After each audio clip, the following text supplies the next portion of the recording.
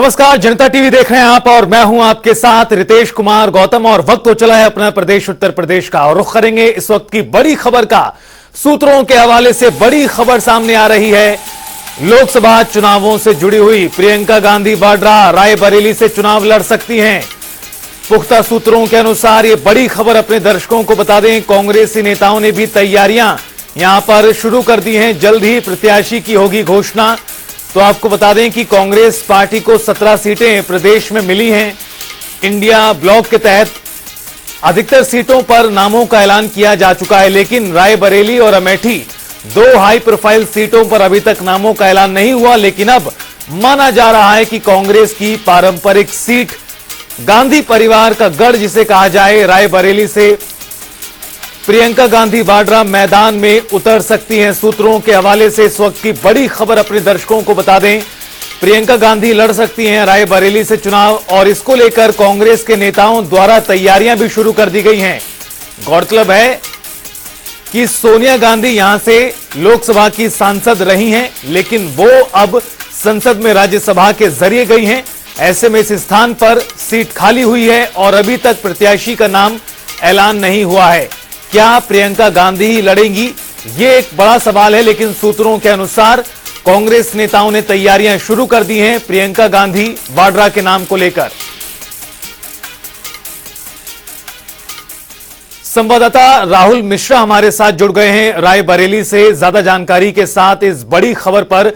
राहुल, काफी दिनों से इंतजार किया जा रहा है, तमाम राजनीतिक दलों के साथ खुद कांग्रेस के नेता और कार्यकर्ता भी इस बात के इंतजार में हैं कि कब इन दो सीटों पर रायबरेली और अमेठी में प्रत्याशी की घोषणा हो सकती है। और ऐसे में सूत्र बता रहे हैं कि प्रियंका गांधी रायबरेली से लड़ सकती हैं लोकसभा का चुनाव। कितनी पुख्ता खबर? अब जहां तक देखा गया है कि अभी हमने कांग्रेस कार्यालय में कल हम लोगों की बात की हुई थी, तो वहां से ये जानकारी मिली है कि सूत्रों के द्वारा ये पता चल रहा है कि इस बार सोनिया गांधी जी जो कि राज्यसभा में चली गई हैं, उनकी जगह प्रियंका गांधी रायबरेली से चुनाव लड़ेंगी। राहुल, हालांकि नाम कई तरह के चल रहे हैं, लगभग अधिकतर सीटों पर कांग्रेस द्वारा जो उम्मीदवार है उसका ऐलान कर दिया, लेकिन इन दो सीटों को लेकर पेंच इतना ज्यादा क्यों फंसा हुआ है? क्योंकि रायबरेली और अमेठी दो ही सीट ऐसी हैं जो कांग्रेस के पास थी, जिसमें से पहले एक अमेठी की सीट जा चुकी थी और रायबरेली की सीट भी वर्तमान में कांग्रेस के ही पास है। तो इसलिए ये ज्यादा अहम माना जा रहा है, लोगों की निगाह अमेठी और रायबरेली पे ज्यादा है।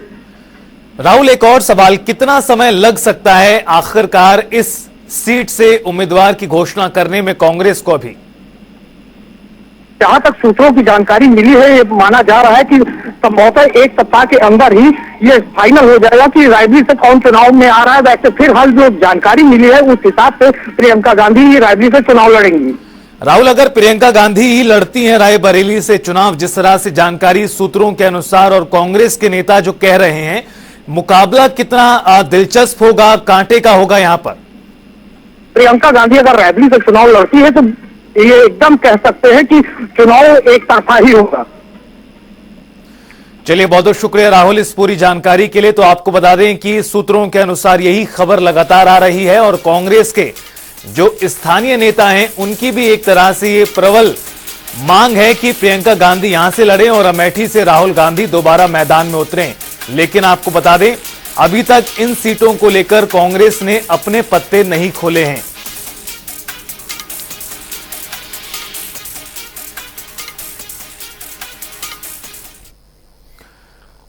तो वहीं बदायूं जिले के सपा कार्यकर्ता सम्मेलन में शिवपाल यादव पहुंचे, जहां उनके सामने ही उनके बेटे आदित्य यादव को बदायूं से लोकसभा चुनाव 2024 लड़ने का प्रस्ताव पास हो गया।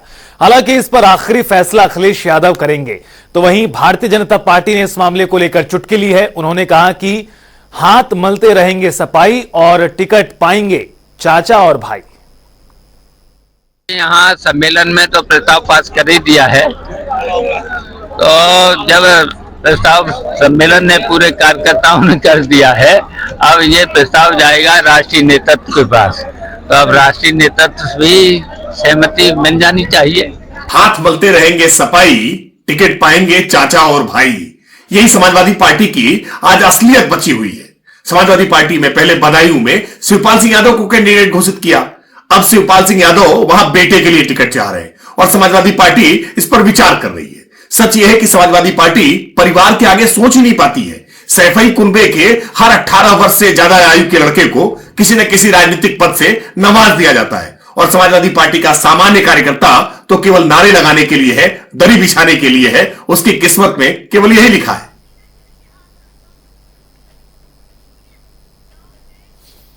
और चलिए सीधा आपको आगरा लेकर चलते हैं, जहां कार्यक्रम में मुख्यमंत्री योगी आदित्यनाथ शामिल हुए हैं। देखिए,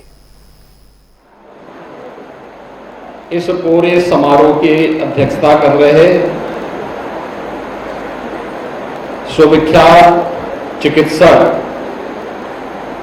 डॉक्टर आर.एस. पारिक जी, मैं उनका हृदय से अभिनंदन करता हूं और प्रधानमंत्री मोदी जी के प्रति आभार व्यक्त करता हूं कि डॉक्टर पारिक पद्म पुरस्कार से सम्मानित हुए हैं। कार्यक्रम में उपस्थित भारतीय जनता पार्टी के महानगर के अध्यक्ष श्री भानु महाजन जी, केंद्रीय मंत्री प्रोफेसर एस.पी. सिंह बघेल जी, उत्तर प्रदेश सरकार में कैबिनेट के मेरे वरिष्ठ सहयोगी, उच्च शिक्षा मंत्री श्री योगेंद्र उपाध्याय जी, भारतीय जनता पार्टी के प्रदेश के उपाध्यक्ष विधान परिषद सदस्य डॉक्टर धर्मेंद्र सिंह जी, प्रदेश महामंत्री श्री राम प्रताप सिंह चौहान जी, महापौर श्रीमती हेमलता दिवाकर जी, विधान परिषद सदस्य और प्रदेश के मंत्री श्री विजय शिवहरे जी, मान्य विधायकगण डॉक्टर जे.एस. धर्मेश जी, पुरुषोत्तम खंडेलवाल जी, धर्मपाल सिंह जी, संजीव दिवाकर जी, लोकसभा के प्रभारी श्री सुनील टंडन जी, संयोजक टी.एन. अग्रवाल जी, यादवेंद्र शर्मा जी और भारी संख्या में आगरा के सभी हमारे प्रबुद्धजन, उपस्थित बहनों और भाइयों, आगरा की इस पौराणिक और ऐतिहासिक धारा को नमन करते हुए आप सबका मैं हृदय से अभिनंदन करता हूं। पूरे देश के अंदर लोकसभा चुनाव 2024 तो देश की 18वीं लोकसभा के लिए, देश की सर्वोच्च पंचायत के लिए जनता जनार्दन के प्रतिनिधि को चुनने के लिए आयोजित हुई है। बहनों और भाइयों, पहला यह चुनाव है देश का जिसके परिणाम के बारे में उत्तर, दक्षिण, पूरब, पश्चिम कहीं भी कोई संदेह नहीं है। हर ओर एक ही आवाज है और वह कि देश के बारे में, देश के सम्मान को आगे बढ़ाने के लिए, देश की सुरक्षा के लिए, युवाओं के लिए, किसानों के लिए, महिलाओं के लिए, व्यापारियों के लिए, समाज के प्रत्येक तबके के लिए जो कार्य प्रधानमंत्री मोदी जी के नेतृत्व में पिछले 10 वर्षों के अंदर पूरे देश के अंदर हुए हैं, उन कार्यों के प्रति कृतज्ञता ज्ञापित करने के लिए इस चुनाव में जनता जनार्दन फिर से तीसरा कार्यकाल मोदी जी को देगी और पूरे देश के अंदर यह आवाज एक स्वर से गूंज रही है। क्या गांव हो, क्या शहर, क्या उत्तर हो, क्या दक्षिण, क्या पूरब हो या पश्चिम, हर एक ही आवाज है और वो आवाज है, कोई संदेह नहीं कि जो कुछ आवाज देश के अंदर या अपने आगरा में आप सुन रहे हैं, यह आवाज पूरे देश की आवाज बन चुकी है। और यही कारण है जब यहां पर प्रोफेसर एस.पी. सिंह बघेल जी अपनी बात कह रहे थे और कह रहे थे कि दलों को प्रत्याशी नहीं मिल पा रहे हैं, तो यह स्थिति केवल आगरा की नहीं है, ये कमोबेश पूरे उत्तर प्रदेश की है और पूरे देश की है।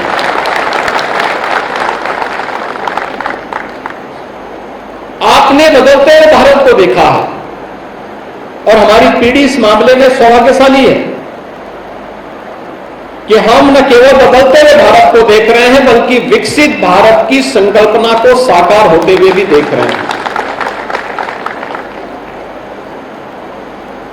आपने देश और प्रदेश के परसेप्शन को बदलते हुए देखा है। यही भारत था, दुनिया में सम्मान नहीं था और आज हर भारतवासी दुनिया के अंदर कहीं भी जाएगा गर्व के साथ सीना तान करके वो बोलता है मैं भारत का निवासी हूं। तो सामने से जवाब आता है मोदी का भारत। मोदी जी के नेतृत्व में 140 करोड़ भारतीयों का दुनिया के अंदर गौरव बढ़ा है और नहीं देखना है अन्य जगह छोड़िए। विश्व योग दिवस के अवसर पर आप देखते होंगे जब दुनिया के 190 से अधिक देश योग के आयोजन के साथ जुड़ते हैं या कुंभ जैसे बड़े आयोजन जब यूनेस्को की अमूर्त सांस्कृतिक धरोहर की सूची में आते हैं और भारत के परंपरा के प्रति जब कृतज्ञता ज्ञापित करने के लिए दुनिया उमड़ती है तो यह दुनिया के अंदर भारत के बारे में बदली हुई धारणा को व्यक्त होता है। उसके एक उदाहरण है, सीमाएं सुरक्षित हुई हैं। आज भारत के अंदर घुसपैठ नहीं हो सकती। दुश्मन जब मर्जी तब भारत की सीमा में नहीं घुस सकता। उसे मालूम है भारत की सीमा का अतिक्रमण का मतलब उसकी जो जोरदार प्रतिक्रिया होगी वह कई पीढ़ियों को उस देश को, उस दुश्मन को उसकी कीमत चुकानी पड़ेगी और इसलिए कोई अतिक्रमण नहीं करता। देश के अंदर इंफ्रास्ट्रक्चर किस रूप में, highway, railway, metro, air connectivity, देश के अंदर किस प्रकार के वर्ल्ड क्लास इंस्टीट्यूशन स्थापित हो रहे हैं, IIT, IIM, triple IT, AIIMS, इनकी एक श्रृंखला वर्ल्ड क्लास यूनिवर्सिटीज स्थापित हो रही है। ये दिखाती है ये नए भारत में हम दुनिया की आवश्यकताओं की पूर्ति के लिए न केवल 140 करोड़ भारतीयों के लिए बल्कि दुनिया की आवश्यकता की पूर्ति का माध्यम भारत को बनाएंगे और भारत उसको लीड करेगा, भारत उसको नेतृत्व देगा। इस भाव के साथ आज भारत के अंदर कार्य हो रहा है। गांव की कनेक्टिविटी बढ़ी है। कोई सोचता था हर घर नल की योजना साकार हो पाएगी? कोई सोचता था गरीब के घर में शौचालय बन पाएगा? कोई सोचता था गरीब को रसोई गैस के कनेक्शन मिल पाएंगे? कोई सोचता था कि आपके हाथ में जो स्मार्टफोन है, ये स्मार्टफोन आपकी जिंदगी को, पूरी दुनिया को आपकी जेब में रख करके आपके कार्य को और सरल और आसान कर देगा। आज सारा का सारा कार्य अपने स्मार्टफोन से आप कर पा रहे हैं। ये नए भारत की तस्वीर है और इस नए भारत के बारे में दुनिया की धारणा बदली है। बहनों और भाइयों, अगर भारत के बारे में दुनिया की धारणा बदली है तो गत 7 वर्ष में उत्तर प्रदेश ने भी प्रधानमंत्री मोदी जी के मार्गदर्शन में जो ऊंचाइयां हासिल की है वो आप सबके सामने है। आज जब सुरक्षा की बात आती तो लोग उत्तर प्रदेश को याद करते हैं।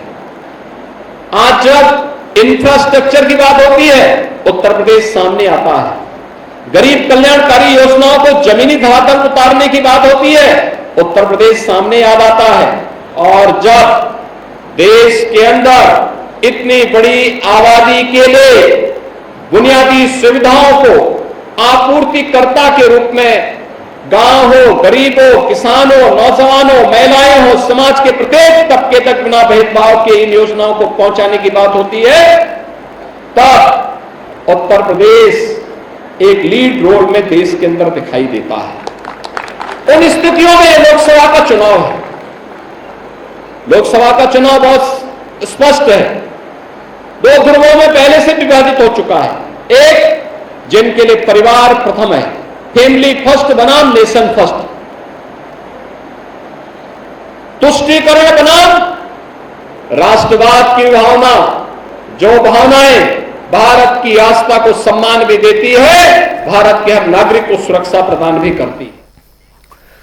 और चलिए बुलेटिन में आगे बढ़ते हैं। उत्तर भारत के सबसे अहम और हिंदी बेल्ट की जान कहे जाने वाले उत्तर प्रदेश राज्य में कुल 80 लोकसभा की सीटें हैं, जिनमें से एक है सहारनपुर संसदीय सीट। इस सीट पर चुनाव लड़ने के लिए यूं तो तमाम मुद्दे हैं, लेकिन अंत में आते आते मुद्दा हिंदू मुस्लिम का हो ही जाता है। क्यों कह रहे हैं हम ऐसा, देखिए हमारी इस खास रिपोर्ट।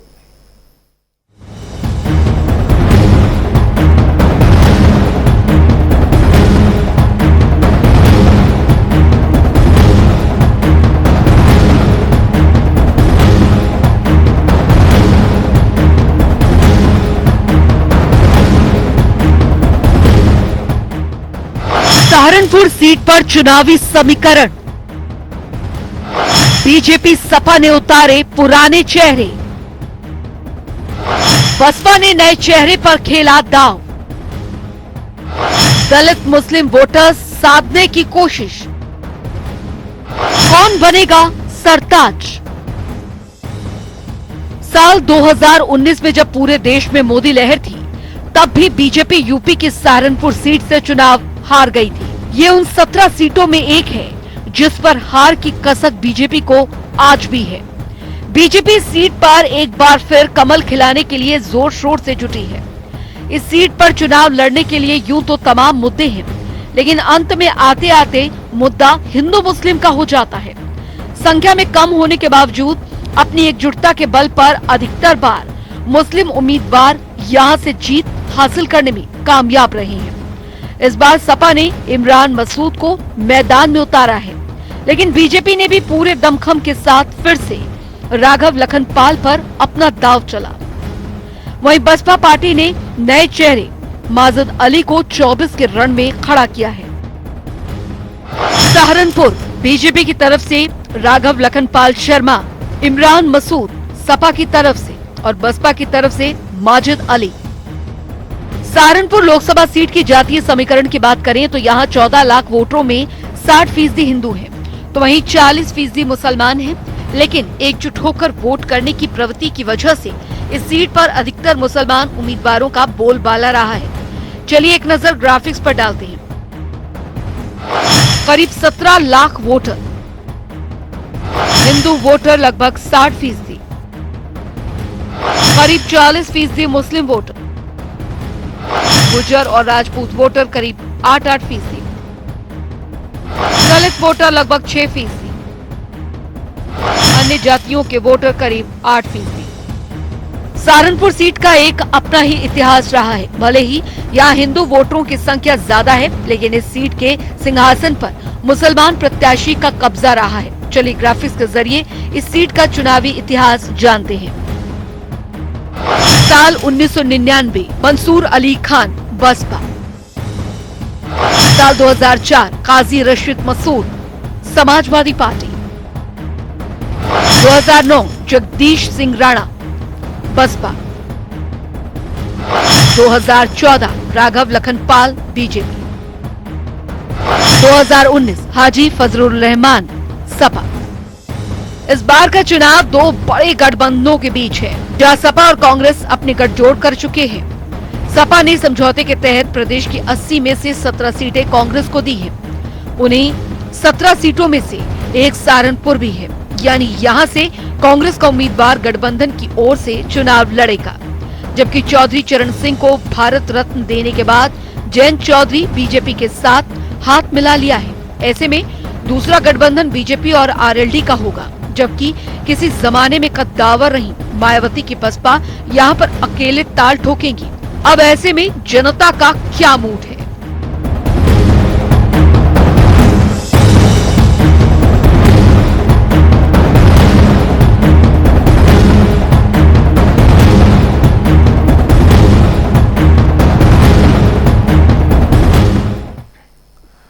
तो वहीं वहीं बाराबंकी में बाइक को बचाने के चक्कर में एक स्कूल की बस पलट गई और इस दुखद हादसे में 4 बच्चों की मौत हो गई है। करीब 3 दर्जन बच्चे घायल हुए हैं। सूचना मिलने पर पुलिस मौके पर पहुंची, जहां पुलिस ने शवों को हॉस्पिटल पहुंचाया। आपको बता दें कि इस दुखद घटना के बाद से लगातार सवाल भी खड़े किए जा रहे हैं।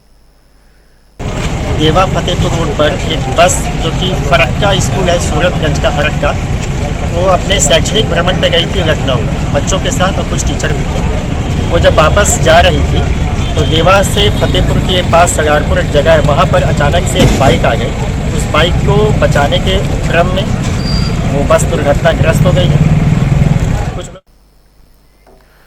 और चलिए बुलेटिन में आगे बढ़ते हैं और बात करते हैं 4 मिनट में 18 मंडल की।